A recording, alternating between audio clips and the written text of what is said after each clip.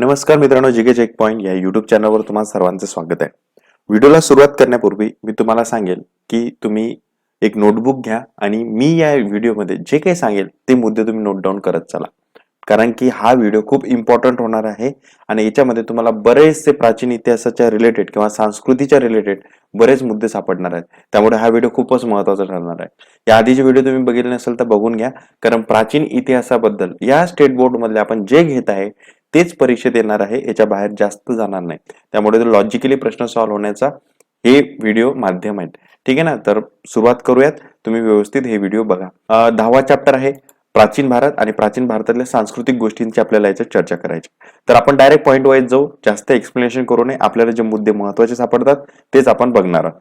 तर बघा, साहित्य, कारण बरेच साहित्य होऊन गेले, त्यातलं एक ते संगम साहित्य सर्वात प्राचीन असलेलं. तर संगम म्हणजे काय, विद्वान साहित्यकांच्या ज्या सभा झाल्या आणि त्या सभांमध्ये संकलित झालेले जे साहित्य होतं त्याला काय म्हणत होते, संगम. तर हे संगम साहित्य नेहमी तामिळ भाषेतील होतं आणि सर्वात प्राचीन साहित्य होतं.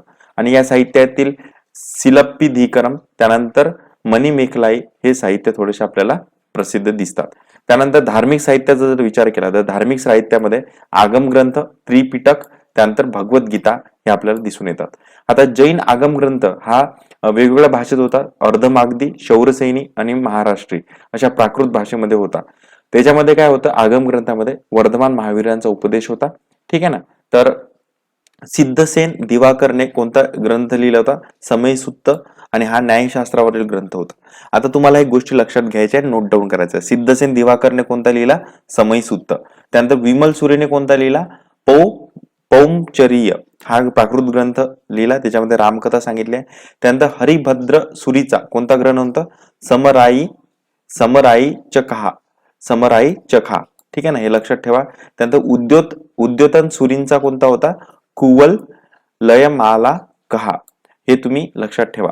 तर सिद्धसेन, त्यानंतर विमल सुरी, त्यानंतर हरिभद्र सुरी, त्यानंतर समराई इच्छ कहा, त्यानंतर उद्योतन सुरीचा कुवल यमा लकाहा असे ग्रंथ आहेत. ठीक आहे. त्यानंतर आपण इकडे विचार करू तर हे प्राकृत म्हणजे काय वगैरे दिलेलं आहे. तर बघून घ्या, प्राकृत म्हणजे काय, प्रकृत या शब्दापासून बनलेला आहे. एक धातू शब्दापासून बनलेला आहे तो. आणि प्रकृत म्हणजेच काय, नैसर्गिक असतं. आणि प्राकृतचे परत आपण जर विचार केला तर गटांमध्ये 4 गटांमध्ये याचं विभागणी केली जाते. ते पैशाची, शौरसेनी, मागधी आणि महाराष्ट्री. ठीक आहे ना. आणि महाराष्ट्री पासूनच काय बनलाय, मराठी हा शब्द तयार झालाय किंवा मराठी भाषा विकत झाली आहे. तर हे इथं थोडंसं प्राकृत भाषेबद्दल दिलेलं होतं. तर आगम ग्रंथ बघितला आपण. आता आगम ग्रंथ नंतर आपण बघू त्रिपिटक. त्रिपिटक म्हणजे काय, 3 पेट्या किंवा 3 भाग. आणि हे त्रिपिटक कशामध्ये लिहिलेले होते, कोणत्या भाषेत आहे, पाली भाषेत आहे. तर त्यातलं पहिलं पिटक आहे सुत्त पिटक. त्या सुत्त पिटक मध्ये काय, गौतम बुद्धांच्या उपदेशाचे जे उपदेश केले किंवा त्यांची जी वचने आहेत तर याच्या सुत्त पिटक आहेत. त्यांच्या वचनांनाच काय म्हणतात, सुत्त म्हणत होते. त्यानंतरचा येतं पिटक जे होते विनय पिटक.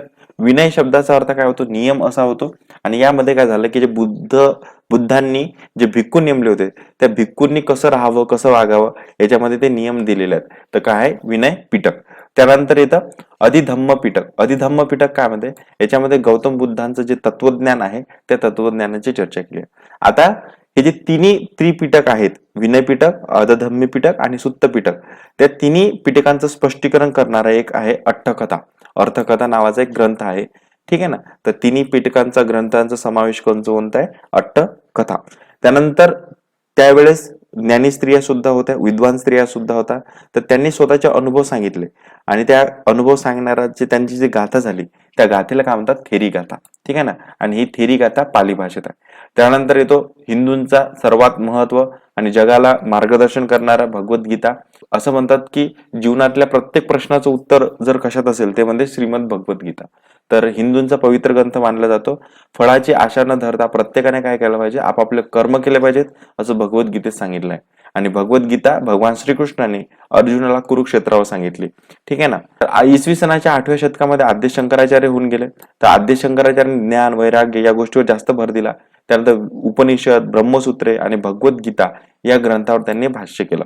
आणि शंकराचार्यांचं सगळ्यात मोठं कार्य म्हणजे बद्रीनाथ, द्वारकानाथ आणि जगन्नाथपुरी आणि शृंगेरी याची 4 ठिकाणी त्यांनी मठाची स्थापना केली.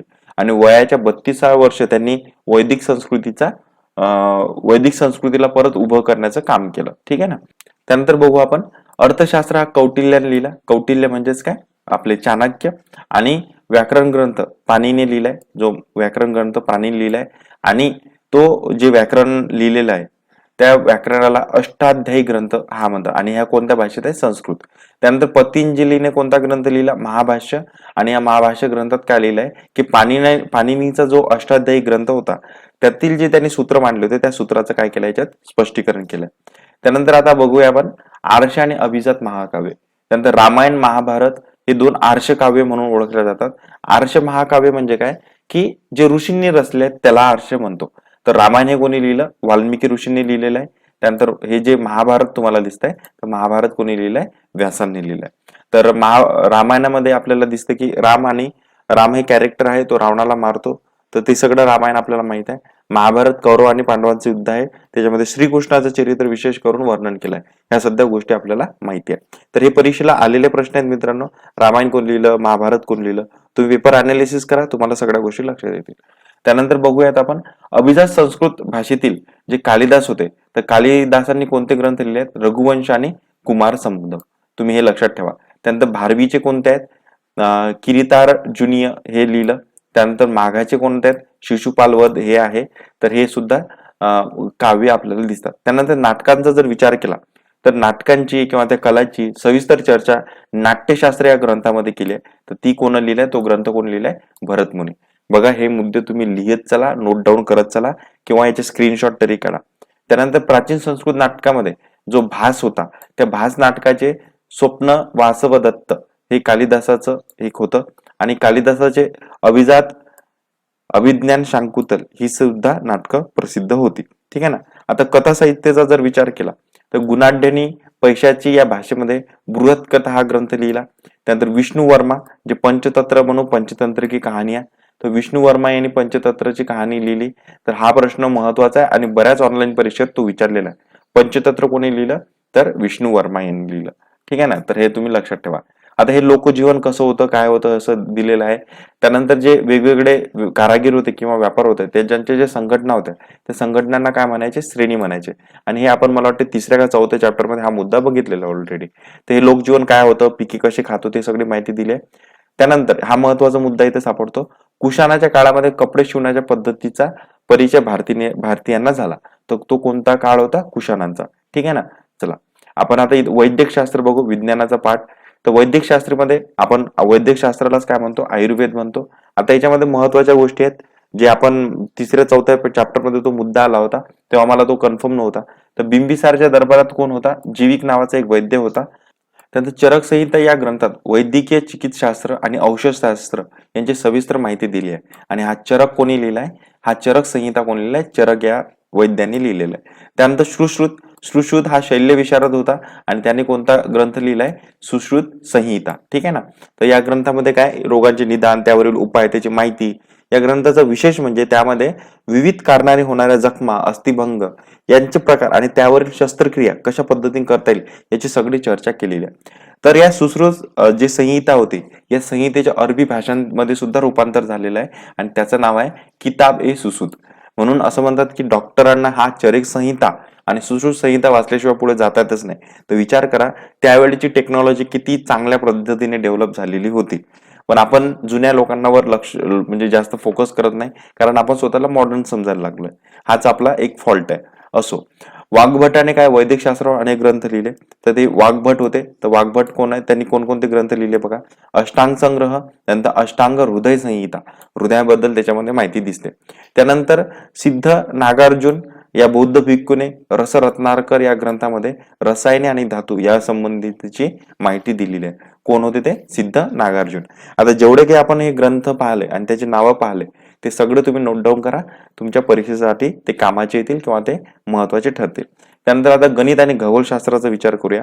भारतात 1 ते 9 आणि 0 सगळ्यांचा शोध जर भारतीयांनीच लावलेला आहे, आपण नक्की आणि कन्फर्म असंच म्हणू शकतो. ठीक आहे ना. आणि आर्यभट नावाच्या शास्त्रज्ञाने आर्यभटीय हा ग्रंथ लिहिला. त्या आर्यभटीय ग्रंथामध्ये त्याने अनेक गणितीय क्रियांची अनेक सूत्रे दिलेली आहेत. आणि आर्यभट हा खगोलशास्त्रज्ञ सुद्धा होता. पृथ्वी सूर्याभोवती फिरते हे सर्वात आधी जर कोणी सांगितलं असेल तर आर्यभटाने सांगितलंय. पण बाय डिफॉल्ट पेटंट हे ते गॅलिलिओ आणि या तत्सम जे सायंटिस्ट होते त्यावेळेचे यांच्याकडे गेलं. ठीक आहे ना. तर मेन पृथ्वी सूर्याभोवती फिरते असं कोणी सगळ्यात आधी सांगितलं? आर्यभट्ट. त्यानंतर इसवी सनाच्या 6व्या शतकामध्ये वराह मिहिर होऊन गेला, त्याने पंचसिद्धांतिका हा ग्रंथ लिहिला आणि त्यात त्याने भारतीय खगोलशास्त्रीय सिद्धांताबरोबर ग्रीक, रोमन, इजिप्त या संस्कृत मधील खगोलशास्त्रीय सिद्धांताचाही विचार करून ठेवलेला आहे. त्यानंतर आपण बघू ब्रह्मगुप्त या गणितज्ञाने काय केलं, जे लिहिलेल्या ग्रंथाचे अरबी भाषांमध्ये रूपांतर केलं. त्यानंतर ऋषी कणाद, तर वैशेषिक दर्शन नावाचा त्यांनी ग्रंथ लिहिला. त्याच्यामध्ये त्यांनी अणुपरमाणूचा विचार प्रामुख्याने करताना आपल्याला ते दिसतात. आता त्यावेळच्या प्राचीन भारतामध्ये कोणकोणते शैक्षणिक केंद्र होते ते पाहू. सर्वात महत्वाचं ते म्हणजे तक्षशिला, म्हणजे सध्या हे पाकिस्तानात आहे. या तक्षशिलेमध्ये बघा कोण कोण शिकले होते, तर तो जीविक हा वैद्य शिकला होता. त्यानंतर चंद्रगुप्त मौर्य हे सुद्धा शिकले होते. त्यानंतर पाणिनी, चरक हे सुद्धा शिकले होते. जो चीनचा व्यापारी होता फैयान, याने सुद्धा तक्षशिलेबद्दल खूप चांगल्या गोष्टी लिहून ठेवलेल्या आहेत. तर हे आपल्याला तक्षशिला विद्यापीठाबद्दल आपल्याला समजते. त्यानंतर त्यावेळेचं जे शैक्षणिक स्थान होतं म्हणजे महत्वाचं होतं वाराणसी, आणि वाराणसी हे शहर वारणा आणि असी या दोन नद्यांच्या मध्ये असल्यामुळे त्याला वाराणसी असं म्हटलं गेलं. त्यानंतर गुजरात मधील सौराष्ट्रात वलभी हे प्राचीन नगर होतं. तिथे सुद्धा बुद्ध तत्वज्ञान, जैन तत्वज्ञान बद्दल शिक्षण द्यायला देत होते. त्यानंतर नालंदा विद्यापीठ म्हणजे सध्याच्या बिहारमधील पाटणा जे शहर आहे त्या शहराजवळ हे नालंदा विद्यापीठ होतं आणि सम्राट हर्षवर्धनाने या विद्यापीठाला बरीच मदत करताना आपल्याला दिसते. त्यानंतरचं नेक्स्ट येतं विद्यापीठ, ते येते विक्रमशिला विद्यापीठ. तर हे विक्रमशिला विद्यापीठ सुद्धा आजच्या बिहार मधलं जे भागलपूर आहे त्याच्या जवळ होतं. ठीक आहे ना. त्यानंतर कांचीचं जर पल्लव राज्यसत्तेच्या काळामध्ये होतं आणि आजचं जे तामिळनाडूचं जे कांची शहर आहे हे महत्वाचं शैक्षणिक केंद्र त्यावेळेस मानलं जात होतं. ठीक आहे ना. तर अशा पद्धतीचे आपल्याला काही शैक्षणिक केंद्र दिसून येतात. त्यानंतर आता स्थापत्य आणि कला बघू. तर आपल्याला माहित आहे सांची येथील ते स्तूप आहे, त्यानंतर उदयगिरी आहे, खंडगिरी आहे, कार्ले, नाशिक, अजिंठा, वेरूळ या सगळ्या लेण्यांमधून ती परंपरा आपल्याला दिसून येते. आणि गुप्त काळात आता हे महत्वाचे कोणत्या काळामध्ये काय काय डेव्हलप झालं ते बघूयात. गुप्त काळामध्ये काय झालं, मूर्तिकलेचा विकास झाला. त्यानंतर चालुक्य आणि पल्लव यांच्या राज्यसत्तेच्या काळामध्ये मंदिर स्थापत्याचा विकास झाला. त्यानंतर महाबलीपुरम हे त्यांचं बेस्ट उदाहरण आहे. त्यानंतर पल्लव राज्यसत्तेच्या काळामध्ये देवदेवतांच्या काय कास्यमूर्ती बनवण्यास सुरुवात झाली. आणि दिल्ली जवळील मेहरोली हा आपल्याला माहितच आहे, तो लोहस्तंभ आहे, तो अजूनही जंगलेला नाहीये. तर ऐकूनच या चॅप्टर मध्ये आपल्याला अशी माहिती भेटते. जे काही माहिती मी अंडरलाईन केली आहे किंवा डिस्कस केली आहे ती महत्वाची आहे, ती तुमच्या नोटबुक मध्ये नोट डाऊन करून ठेवा. अत्यंत महत्वाची माहिती आहे, तुम्हाला त्याचा नक्की फायदा होईल. ठीक आहे ना. तर ऐकूनच हा व्हिडिओ कसा वाटला नक्की सांगा. लाईक करा, तुमच्या मित्रांना सुद्धा शेअर करा. तुम्ही इथे नवीन असाल तर चॅनलला नक्की सबस्क्राईब करा. चला तर मग भेटूया आपण पुढच्या व्हिडिओमध्ये अशाच चांगल्या भरपूर माहिती सोबत. धन्यवाद.